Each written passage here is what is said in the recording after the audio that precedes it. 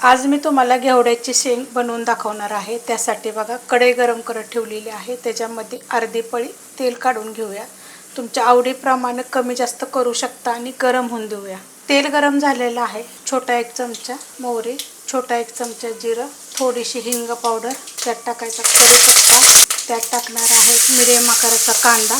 आता हा कांदा जरी नाही घातला तरी पण चालू शकते, आपल्या आवडीवर आहे घालायचा नाही घालायचा। त्याच्यामध्ये कांदा चांगला भाजून घेऊया। कांदा चांगला भाजलेला आहे।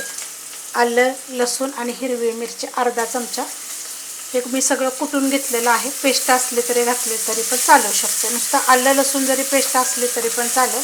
ह्यात मी काय करते, एक पोपटी कलरची मिरची अशी कुटून घेते। एक छोट्या आकाराचं टोमॅटो ते पण असं कापून घेतलेलं आहे। हे पण चांगलं परतून घेते।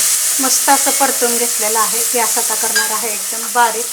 आपण ह्याच्यामध्ये मसाले काढून घेऊया। ह्याच्यामध्ये थोडीशी हळद, कांदा लसूण मसाला 1.5 चमचा हलवून घेते, चवीप्रमाणे टाकायचं मीठ, परतून घेते चांगला हा मसाला।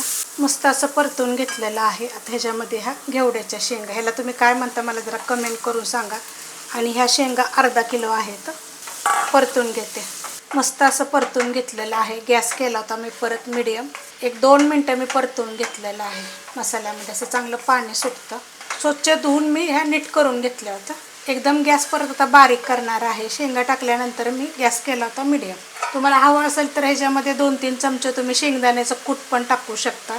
गॅस एकदम आता मी बारीक केलेला आहे। झाकण ठेवणार आहे। एक 10 ते 12 मिनटं लागतील ह्याला व्हायला, जास्त वेळ लागत नाही। झाकण काढून घेऊया।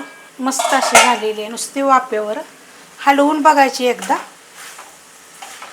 की आपलं कढई पातळ जर असले तर। किती मस्त झालेली आहे बघा, एकदम सुटसुटीत आणि खूप चविष्ट लागते। तुम्हाला हवं असेल तर त्यात अगोदरच थोडंसं शेंगदाण्याचं कूट टाकायचं।